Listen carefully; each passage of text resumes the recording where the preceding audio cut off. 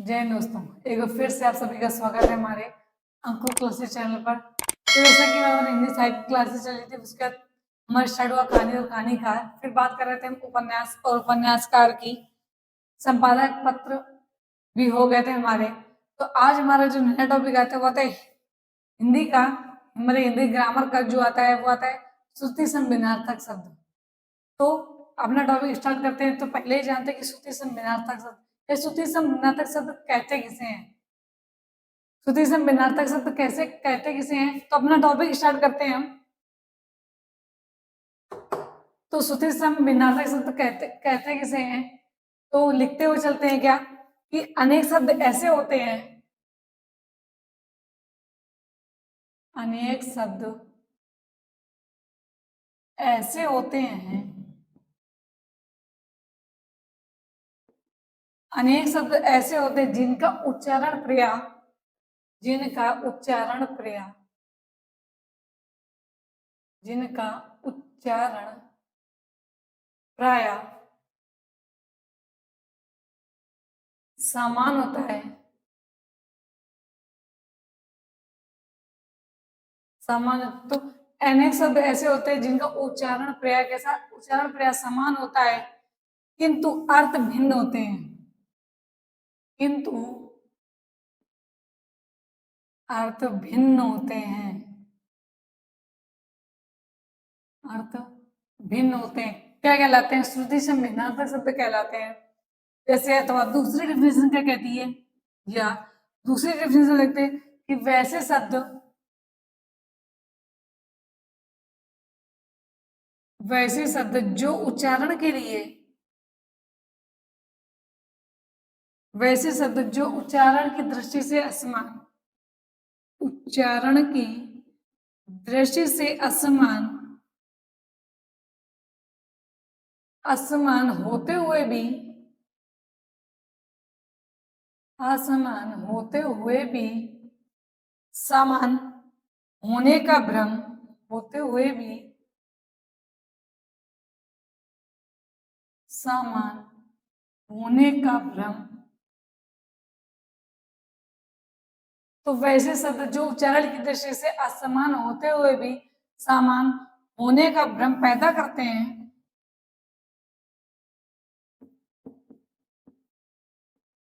कहते श्रुति संविनार्थक,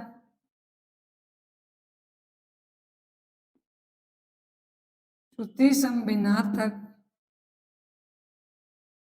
या शब्द अथवा शब्द युग्म कहलाते हैं, अथवा शब्द युग्म कहलाते हैं। तो श्रुति संविनार्थक शब्द कहते किसे हैं, पहली डिफिनेशन क्या है, अनेक शब्द ऐसे होते हैं जिनका उच्चारण प्राय समान होता है किंतु अर्थ भिन्न होते हैं। या फिर बोले तो वैसे शब्द जो उच्चारण की दृष्टि से असमान होते हुए भी समान होने का भ्रम पैदा करते हैं, क्या कहलाते हैं, श्रुति संविनार्थक शब्द कहलाते हैं। अब स्टार्ट करते हैं श्रुति संविनार्थक शब्द। दो शब्द दोनों के अर्थ अलग अलग। तो क्या स्टार्ट हुआ, शब्द युग्म,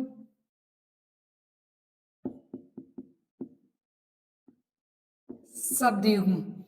पहला जो शब्द आता है वो आता है अखत, अखत। इसी का दूसरा होता है अथक, अथक, अकथ और अथक दोनों में अंतर, दोनों के अर्थ भिन्न है। कैसे, अकथ का अर्थ क्या होता है, जिसके विषय में, जिसके विषय में कुछ कहा ना जा सके, जिसके विषय में कुछ कहा ना जा सके,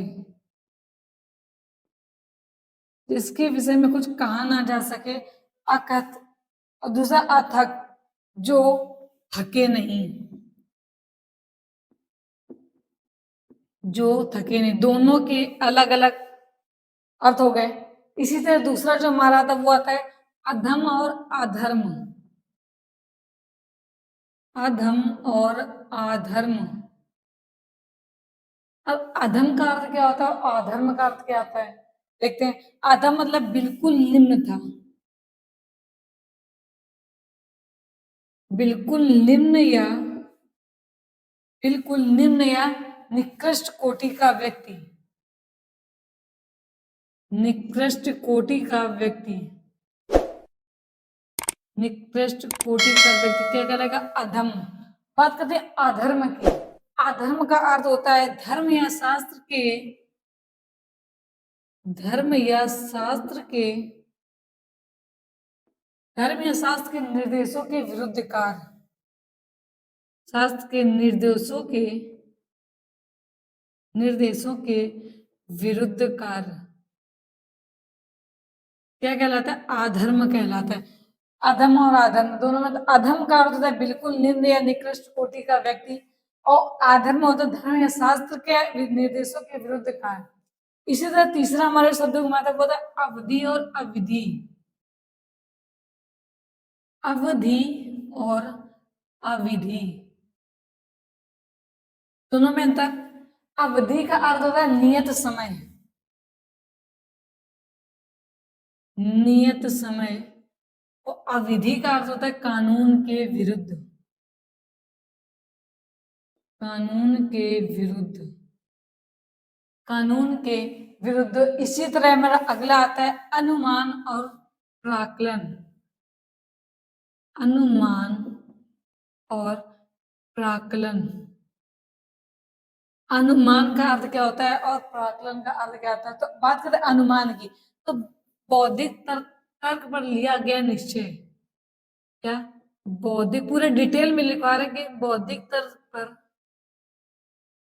लिया गया निश्चय क्या कहलाता है? अनुमान। लिया गया निश्चय क्या कहलाता है? अनुमान। बात करते हैं प्राकलन की। प्राकलन का अर्थ क्या होता है? तो वह निर्णय जो, वह निर्णय जो जो गणना के सहारे लिया जाए, जो गणना के सहारे लिया जाए, वो क्या कहलाता है? प्राकलन। तो इतना नोट डाउन कर लीजिए।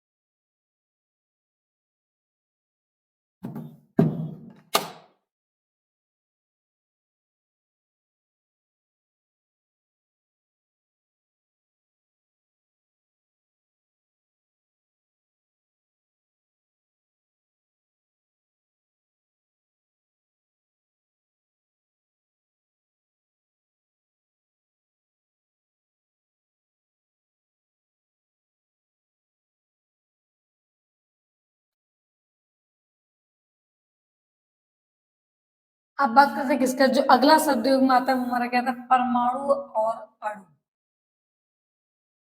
परमाणु और अणु। बात करते हैं परमाणु की, तो परमाणु का अर्थ क्या होता है? तत्व का वह टुकड़ा जिसके और टुकड़े ना किए जा सके, या फिर ना हो सकते। तत्व का, तत्व का वह टुकड़ा जिसके और, जिसके और टुकड़े ना हो सके, जिसके और टुकड़े, टुकड़े ना हो सके। तो तत्व का वह टुकड़ा जिसके और टुकड़े ना हो सके क्या? तो परमाणु। बात करते हैं अणु की। अणु किसे कहते हैं? तो कई परमाणुओं के योग से, कई परमाणुओं के योग से,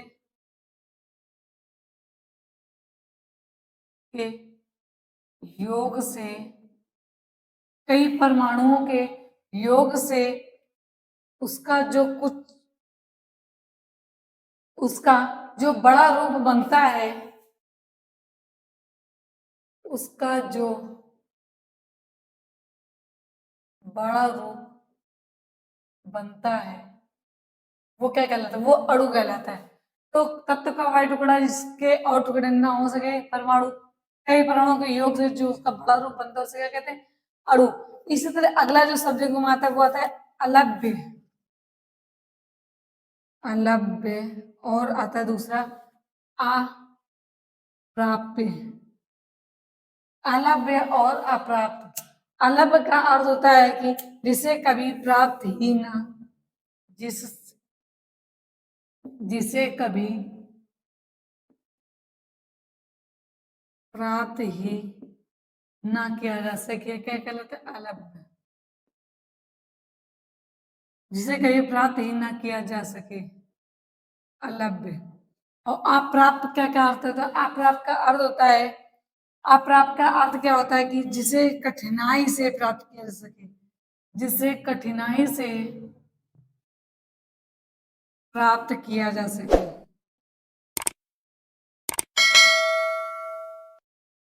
से कठिनाई से प्राप्त किया जा सके, क्या रहता है? अप्राप्य। इसी तरह अगला जो आता है वो आता है अध्ययन और अनुशीलन। अध्ययन और अनुशीलन। अध्ययन और अनुशीलन। तो अध्ययन का अर्थ क्या होता है? पढ़ाने व पढ़ने का सामान्य कार्य। पढ़ाने व पढ़ने का सामान्य कार्य। पढ़ाने व पढ़ने का समान करके कहलाता है अध्ययन। अनुशीलन की बात करें तो किसी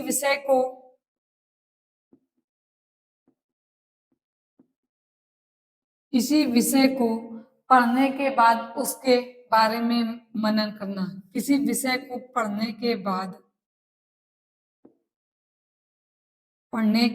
उसके विषय में मनन करना। उसके विषय में मनन करना क्या कहलाता है? अनुशीलन। इसी तरह अगला जो शब्द आता है वो हमारा था क्या है? कि अगम। आगम आगम और दुर्गम, ये तीन शब्द एक शब्द साथ हैं। अगम, आगम और दुर्गम। बात करें अगम की तो अगम का अर्थ होता है क्या? कि अगम में या फिर दुस्तर। तीसरा इसका अर्थ होता है कि जहां कोई ना पहुंच सके। जहां कोई ना पहुंच सके।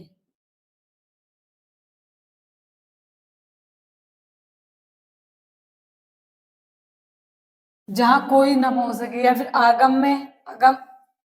आगम में दुस्तर और जहां कोई ना पहुंच सके। इसी तरह बात करते हैं आगम की तो इसका अर्थ होता है आना और उपस्थित होना। दुर्गम की बात करें तो दुर्गम जहां कठिनाई से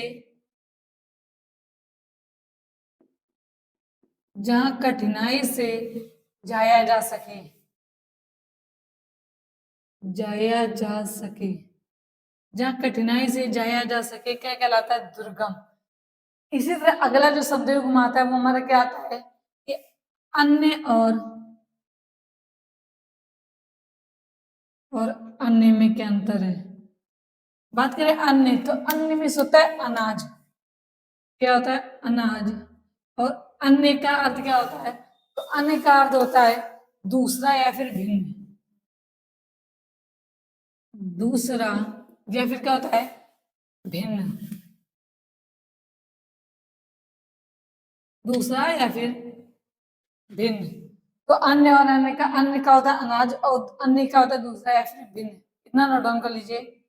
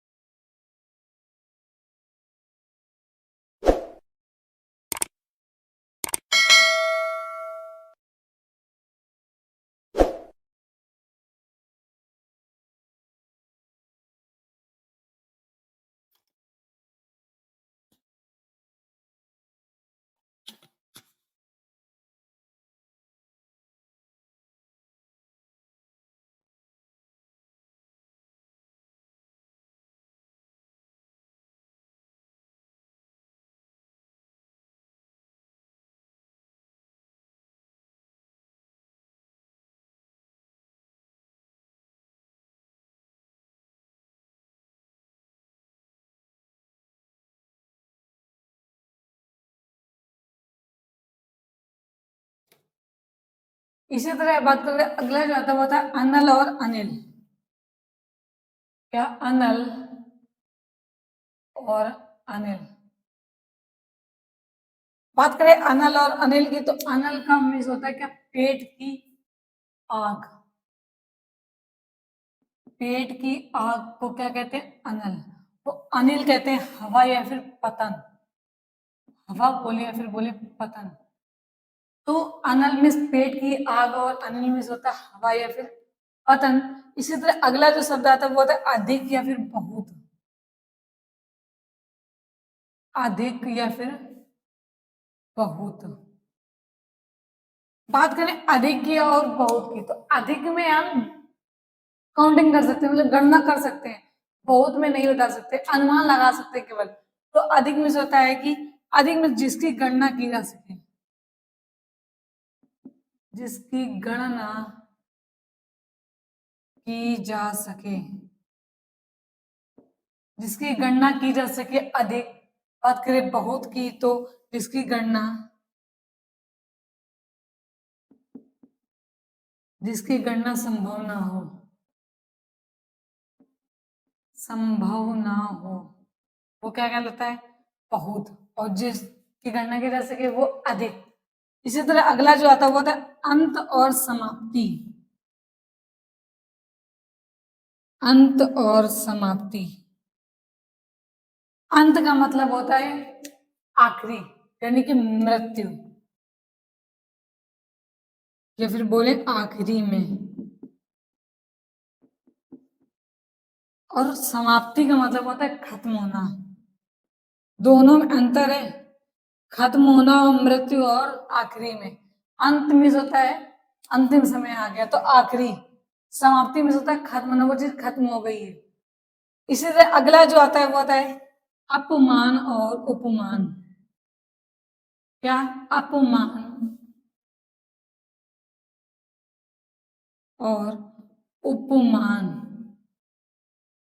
बात करें अपमान की तो अपमान क्या होता है, निरादर करना, किसी का अपमान कर देना, तो क्या होता है, निरादर करना।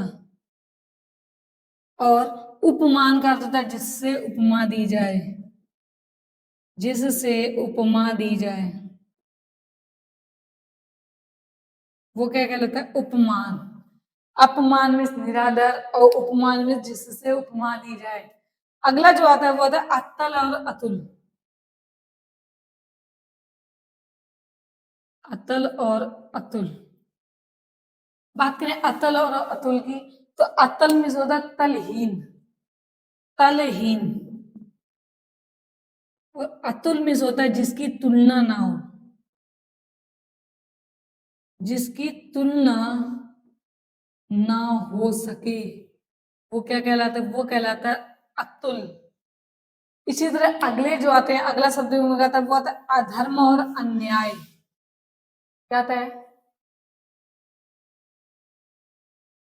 अधर्म और अन्याय। अधर्म और अन्याय, बात करें अधर्म की, ऐसा कार्य जो धर्म के प्रतिकूल हो, ऐसा कार्य जो धर्म के प्रतिकूल हो, प्रतिकूल वो क्या कहलाएगा, अधर्म।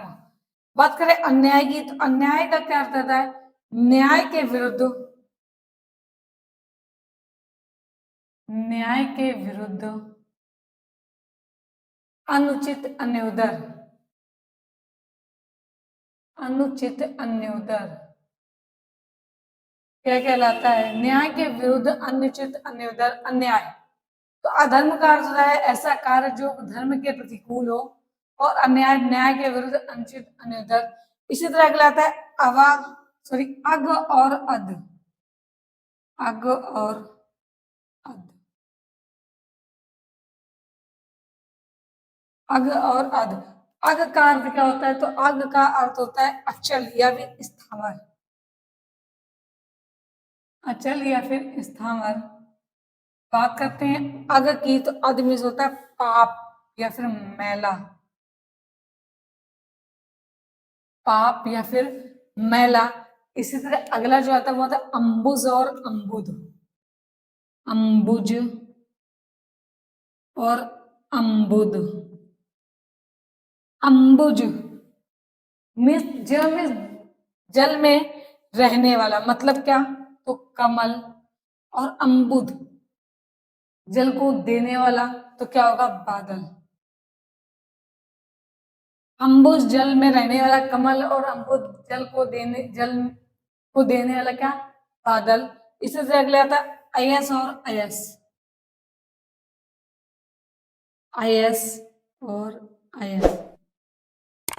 एक अयस का अर्थ होता है अपयस और बदनामी, या अपयस और बदनामी। और दूसरे अयस का अर्थ होता है लोहा या फिर फौलाद। लोहा या फिर फौलाद। इसी तरह अगला जो आता है वो आता है अक्षर और अक्षत। अक्षर और अक्षत। अक्षर में होता है जो घट ना सके, जो ना घट सके, या फिर जो ना घट सके, वो क्या कहलाता है? अक्षर। और अक्षत होता है जो बिना टूटा हुआ चावल। बिना टूटा हुआ चावल क्या कहलाता है? अक्षर कहलाता है। अक्षर में होता है जो ना घट सके, और अक्षर होता है बिना टूटा हुआ चावल। इतने नोट डाउन कर लीजिए।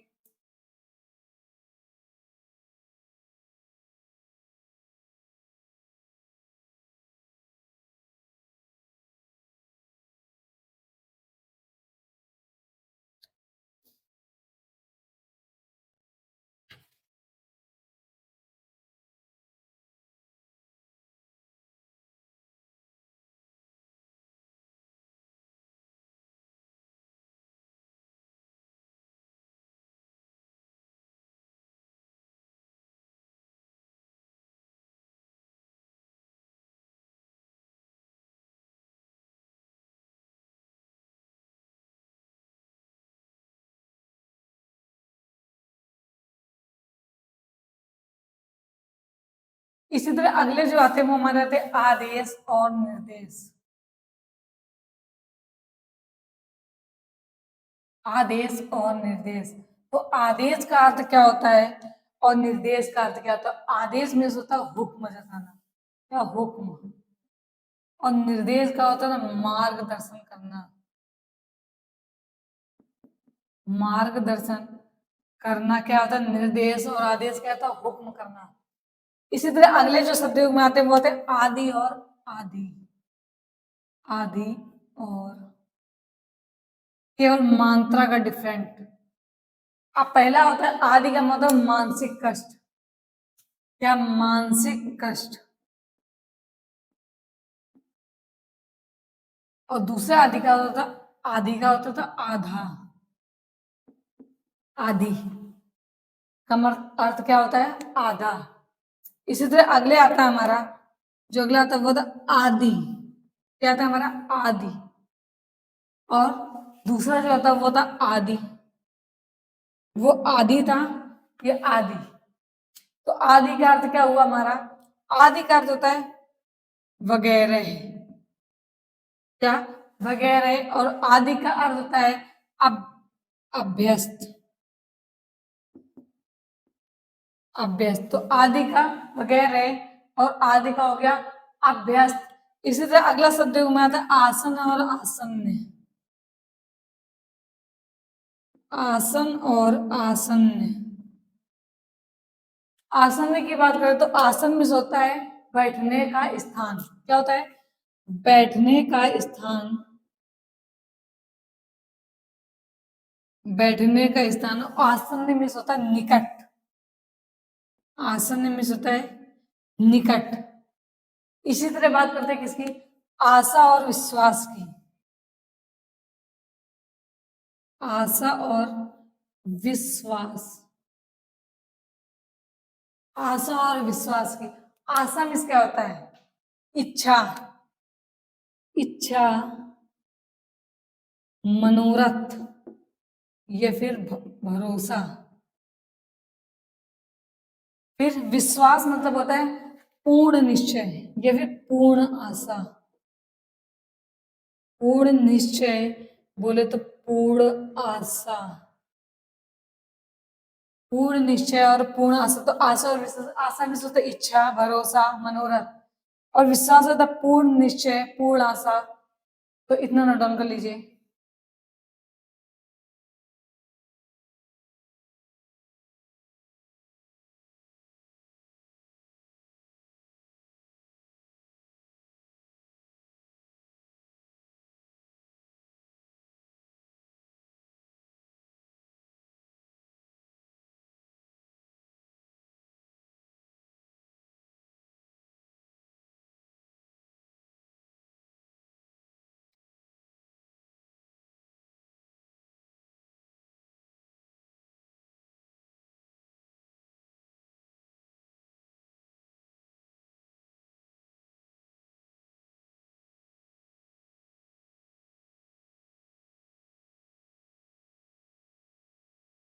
अब बात करते हैं, अगला जो आता है वो आता है आज्ञा और अनुमति।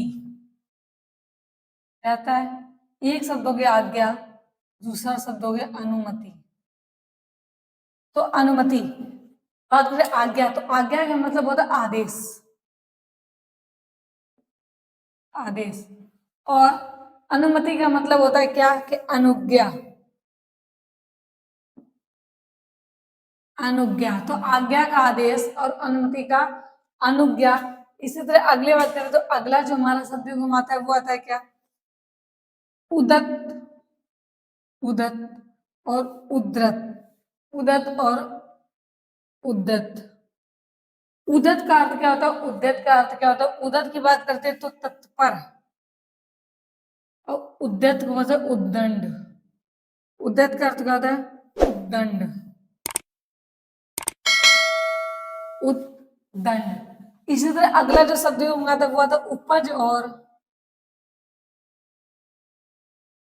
उत्पत्ति। उपज और उत्पत्ति। उपज मतलब होता है पैदावार। लोग मतलब गेहूं की उपज है, गेहूं की पैदावार है, तो क्या पैदावार। और उत्पत्ति का अर्थ होता है जन्म। जन्म या फिर बोले तो उद्भव। जन्म या फिर उद्भव।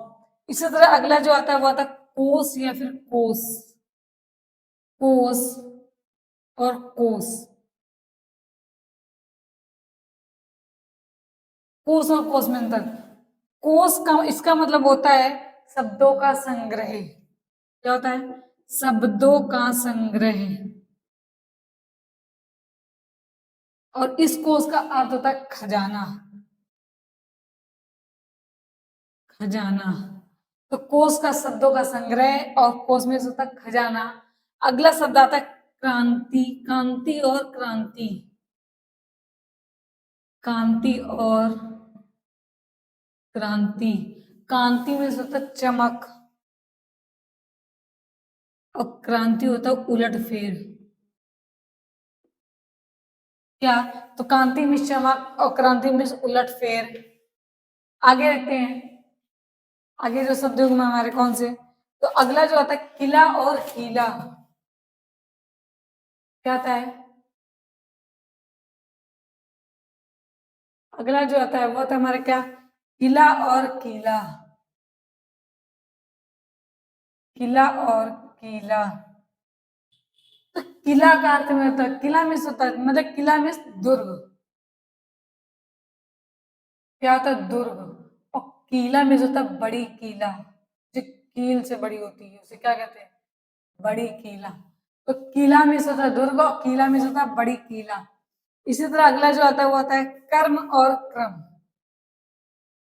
क्या होता है, कर्म और क्रम। बात करें कर्म की तो कर्म में होता है काम, और क्रम में होता है सिलसिला।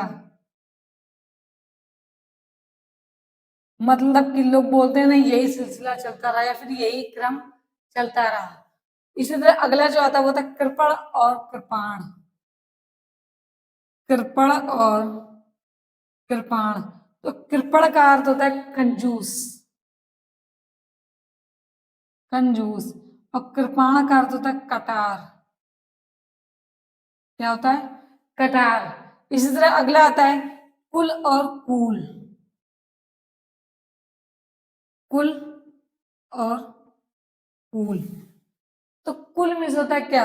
कुल में से होता है सब, या फिर बोले सारा, सभी। और कूल में से होता है हमारा, कूल में से होता है तट या फिर किनारा। वो होता है क्या? कूल, तट या फिर किनारा। इसी तरह अगला आता है चरम या फिर चर्म।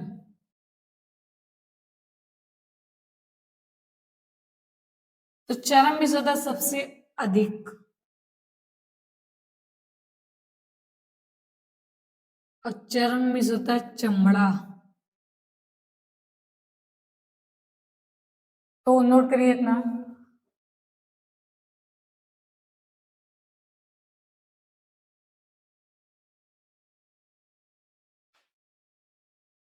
इसी तरह बात करें क्या चर्म था सबसे अधिक, और चर्म में से होता है चमड़ा। अब बात करते हैं किसकी? तो चीर और चीर। चीर और चीर। तो चीर में से होता है अधिक समय में, अधिक समय में। अधिक समय से। और चीर में होता है कपड़ा, कपड़ा। इसी तरह हमारा अगला शब्द आता है वो था झूठा और जाली। झूठा और जाली। झूठा में से होता है असत्य। क्या होता है? असत्य। और जाली में से क्या होता है? धोखा या फिर छल। देखो झूठ और जाली में अंतर है। झूठ में असत्य, झूठ बोला, और जाली में से धोखा देना, छल करना किसी के साथ, तो क्या होता है? जाली। इसी तरह अगला आता है तरंग और तुरंग। तरंग और तुरंग। तरंग और तुरंग। तरंग में से होता है लहर, जो लहर आती है, और तुरंग में से होता है क्या? घोड़ा। अगला होता है तरिणी और तरणी। तरणी और तरणी। इस तरणी में क्या होता है? तो इस तरणी में होता है सूर्य, और जो नीचे तरणी लिखा उसमें होता है नौका या फिर बोले तो नाव। अगला जो लास्ट आता है हमारा दमन और दामन। दमन और दामन। तो दमन में होता है निग्रह। क्या? निग्रह या फिर दबाना। और दामन में होता है पहाड़ के नीचे का भाग। पहाड़ के नीचे का भाग क्या कहलाएगा? दामन।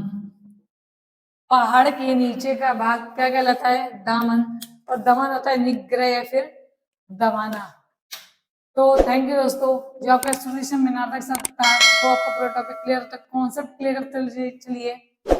उसका जो आएगा वो तो हम एग्जाम में कर ही लेंगे। आज जो नेक्स्ट टॉपिक आएगा वो आएगा विपरीतार्थक शब्द, यानी कि विलोम शब्द के बारे में। तो आज के लिए इतना ही। Thank you.